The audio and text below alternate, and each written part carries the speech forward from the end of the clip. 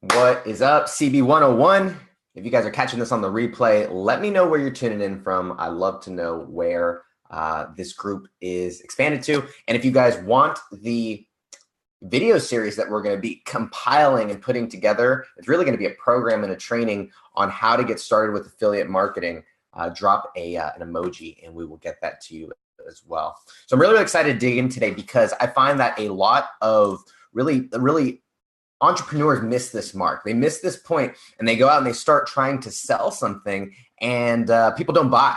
They go out there and they try and start promoting something and nobody's interested. And I've experienced this myself lots of different times, unfortunately, because I skipped this one very, very important step, and that is market research. And we're going to talk about not only we talked a lot yesterday about what you need to find out in this market research, but today I specifically want to talk about how you can go out there and get these answers and how you can get them to tell you exactly what they want to buy, and also how to be able to start allowing them to start selling, allow you to start selling to them in the process as well. So we're going to go through all of that. If you guys are excited about this, give me some likes, give me some loves, and let's dig in. Obviously, this is something that we are doing because yesterday we talked about people wanting to get started, right? The great thing about affiliate marketing is that you don't need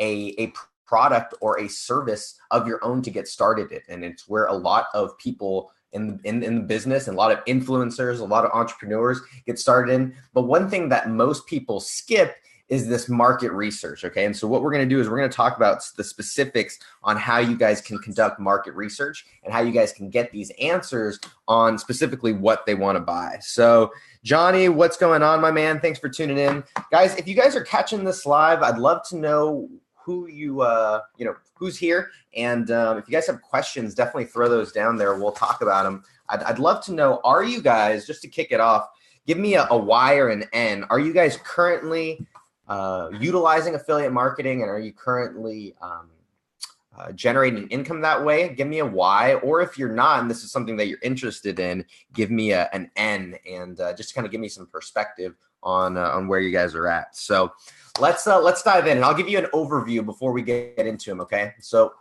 let me go over here and let's. I like my handy dandy squares here. So the first one, okay, that we can do is we're gonna talk about how to conduct one-on-one interviews, right? We're going to talk about how do you actually can utilize the ability to speak to people one-on-one to actually get the answers on what they want to buy.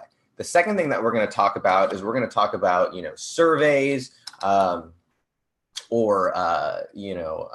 polling, kind of this kind of, the way to do it via asking questions to a large group. And then we're also going to talk about what I call atmospheric listening. And this is something that I have really utilized to be able to find out what people want to learn and how I can continue to grow my audience much quicker. So Johnny says he's not doing it right now, but he's interested. I love it. Ram, so you're getting started. So let me know, guys, if you guys are currently utilizing affiliate marketing, then drop a Y. If you guys are not, then drop an N, and I'll kind of tailor it a little bit better, for wherever you guys are at. So yesterday we talked about picking your products, right? And we talked about picking your services, and you want to obviously find something that you believe in. You want to find something that you are motivated and passionate about bringing to the world, right? Because really that's what you're going to have to do, is you're going to have to take initiative to be able to go out and promote it, right? To be able to go out and sell it. That's what you become as an affiliate, is you're this salesperson for this other company. And the agreement that we kind of talked about yesterday is that if you can bring them revenue, if you can bring them business, well, then it is in their best interest for them to pay you and incentivize you to continue to bring them business. So if you bring a business, they're going to like you. They're going to want to keep you around. So that's really what we talked about. So after you figure that out, okay, I would say even before that, one of the things that you've got to identify is who are you serving, right? And one thing that we talked about yesterday is picking out your niche, right? But it is that, like, who are you bringing value to, right? Who are you bringing value to? I think that was kind of what we talked about yesterday, but you've really got to define that Because if you don't have a very clear definition of who that is, it's going to make it really, really challenging for you to be able to know what those people want. I experienced this recently in a nonprofit that I was working with, because we had, we used to have a large attendance at our events, and there was just hundreds of people there. And we started to, realize that we were serving a different group than we originally wanted. And we had to get some clarity around who it is that we're really bringing value to, who it is that we're really serving. Because once we identify that, then we can create products, then we can create services, then we can create offerings that those people are actually going to want. If you just assume what your people want and you don't actually ask them, you don't actually talk to them, you don't actually go out and see what they are asking for, well, then you're going to create something that they don't want. And then they're probably not going to tell you that they don't want that. They're just going to move on with their lives and go on to something else. And so by conducting this market research in advance, you're actually able to create something that people actually want. And what I'm constantly doing, and I'll share this with you, my little secret is I'm always conducting my market research is not just at the beginning, but I'm always conducting market research. Like every single day is a new way of trying to gauge what you guys are interested in. So Chuck, this will always be up here. See you later. No worries. That's the great thing about Facebook is that they stay up here. So Jay Daniel, what's going on? Guys, if you guys are tuning in, I'd love to know who's here. Just say hi, because we're going to make sure that we keep bringing some value to the group here, because you guys are such an amazing community. So I know I've shared this with a lot of you guys in our accelerator program, but I want to go through, what are the things that we actually need to figure out. So we talked yesterday about, after we figure out who we're bringing value to, well, we need to identify what are their desires, what are their fears, and what are their objections, right? What are their desires, right? What are their pains? We can say pains, right? What are their desires? What are their pains? And then their objections are kind of their fears. Those are the same thing. But that's really what we need to get down to, is we need to figure out, all right, what do these people want, right? What are they struggling with, and what's standing in the way? And the first way that we do that is with one-on-one interviews.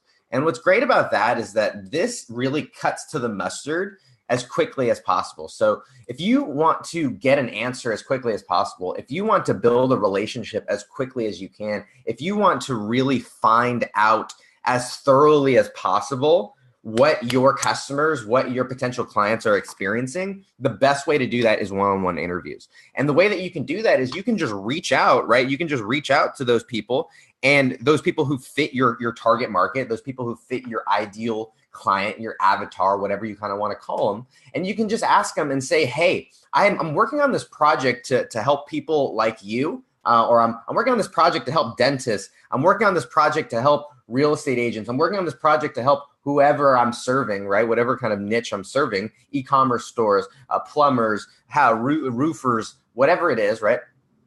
And I was just wanted to ask you a couple of questions. Like it'll take like 5-10 minutes.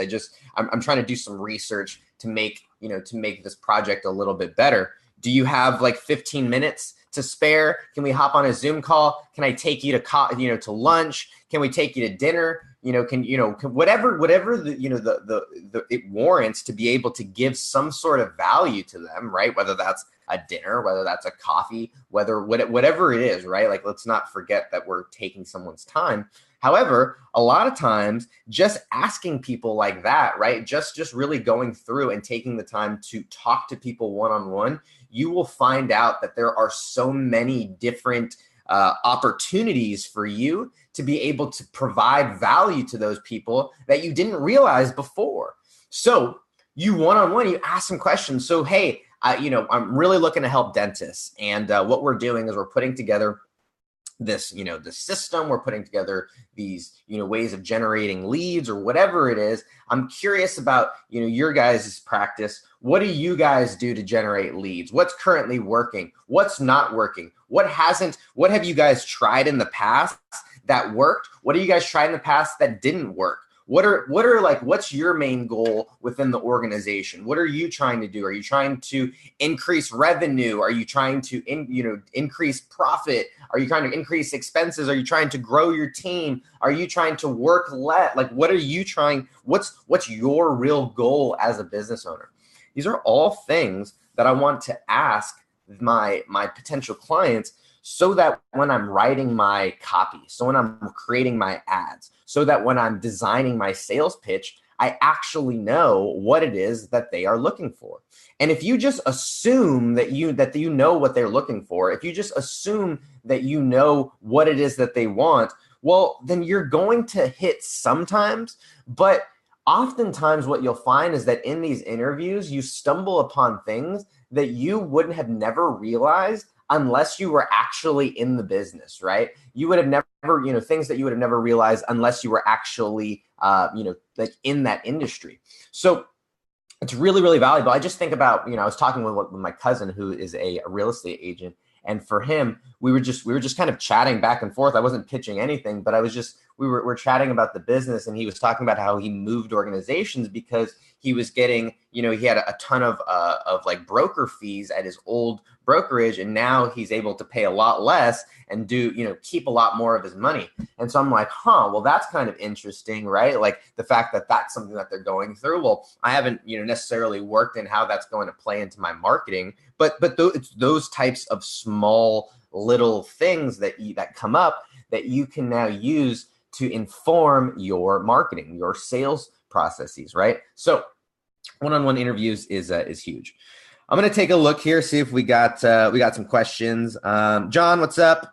Chuck, the call, hopefully it worked out. Michael, Phil, Dan, Ty, appreciate all y'all. So guys, here's the idea. Okay, we have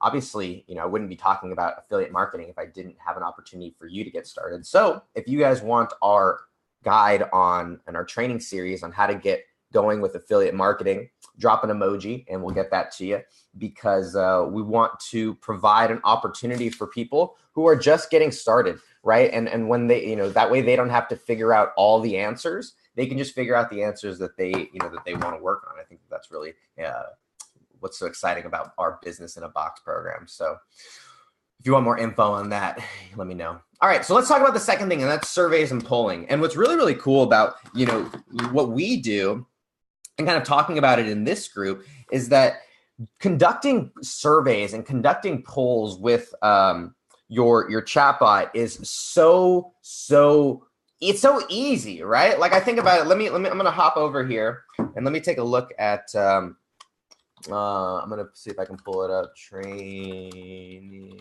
feedback. Okay, so check this out. All right, so here's a list of how many responses. Okay, so let's see. This is a Google sheet, and I have 630 people who have responded to this thing. Okay, 630 people who have responded, and you'll notice they've answered about three different questions. So I've gotten almost 2,000 answers into this Google sheet. But here's the crazy thing.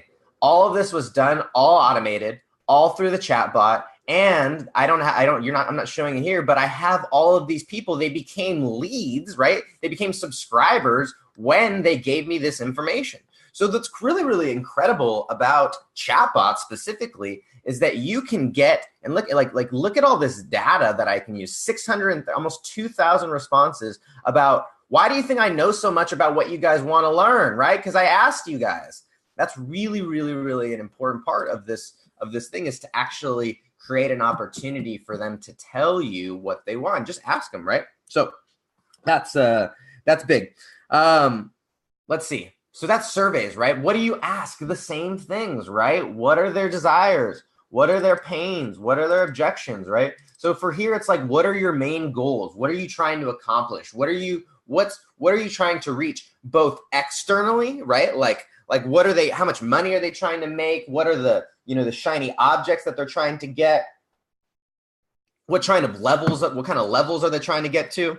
And then underneath, I'm trying to listen to what sort of identity are they trying to accomplish? What kind of person are they trying to become, right? Like I think that that is a missing link that a lot of people don't realize in marketing, is that you're not selling a product, you're not selling a service. What you are actually selling is you're selling an identity, right? You're really selling an identity for people, and that's what they're buying when they decide to sign up, right? So I decided I needed to stand. I don't like my sitting chair anymore, so I apologize for the weird cameras here. But anyways, I think that that's a really, really important step for people to understand, is that they need to know who are these people trying to become? Who are these people really looking to be by buying your product and buying your service? They're looking to become a more successful real estate agent, check. They're looking to become, a digital marketer, right? They're looking to become this thing by ascribing to your product. So just having that in mind is huge. So let's take a look at, so if you guys have any questions about this stuff, obviously throw them down there. And if this is valuable, the likes always tell the algorithm that this stuff is helpful. So if you guys are learning anything, you guys can always pay with your thumbs, and the likes are always appreciated. They go a lot farther than you guys realize. I'll just tell you that. So let's talk about the last thing, and I got to get out of here because I've been talking for a little while. That's atmospheric listening. Now, this is something that I think is both a powerful tool. However, you have to be careful to make sure that you are really being just not led down a rabbit hole, because the challenge with atmospheric listening is that it's become easier and easier to engineer what people are saying. You look at Trump and Russia, and they're a perfect example, right? Like fake news trolling. You can engineer a troll army. So I think that I just want to say that it's really, really important for that to be said before I go into this. But essentially, here's what atmospheric listening is. Atmospheric listening is going into the places where your people are hanging out, both online and offline, and actually figuring out what it is that they are saying, right? Listening, right? Not just talking, but really listening. And you can see this in Facebook groups, on Reddit forums, right? Where these other places where content and things that are of priority to the masses bubble up. Quora is an amazing place. LinkedIn, your Facebook newsfeed, right? Twitter, Instagram hashtags, all of these things where content is able to bubble up, right? Because people are able to, because it uses the algorithm. Well, that tells you, what are the masses saying? What is the crowd? Where's the wisdom of the crowd going, right? And if you can start to piggyback on that stuff, well, then you can. That's probably one of the few assumptions that you can make, right? It's not really, maybe it's not an assumption. It's a presumption, because you're doing your research, and then you are basing your content, you're basing your products, you're basing your whatever it is based off of what they are saying. So that's atmospheric listening, and that's really how you do it. Going onto these other public places where people are, having discourse and interacting, and really taking a look at what they're saying. So that's atmospheric listening.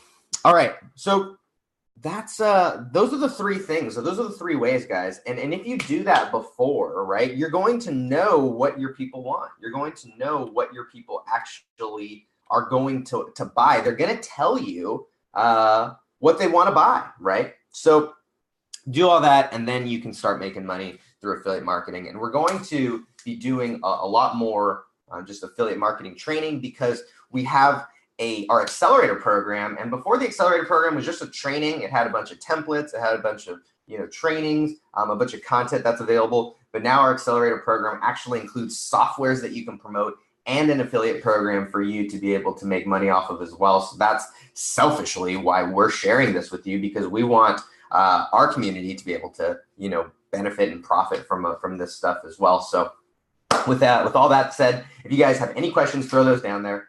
If you guys want to get into our train, we're gonna call it like a program, right? Because we're really gonna give you, I want to give you the steps. I had an epiphany today, and one of my friends was telling her how to download a Facebook Live, and she was like, if you give me this, and she was struggling for a long time, but she's like, if you give me the specific steps for something, like I can do anything. And I'm like, wow, that was so simple, but so powerful. So really what we're going to do is we're going to give you the exact steps, right? This video is part of it. We went over, the first step yesterday. This video is part number 2, and we're going to continue to do that this week. So if you want to make sure that you are getting all of the notifications on our affiliate marketing training, then make sure that you just drop an emoji, and we'll get you the info for that when it's up and running. And then I'll see you guys tomorrow. So have an amazing one. I love all y'all. Mauricio, Chris, Ty, Jennifer, you guys are awesome. So thanks for hanging out. Until next time, later, y'all.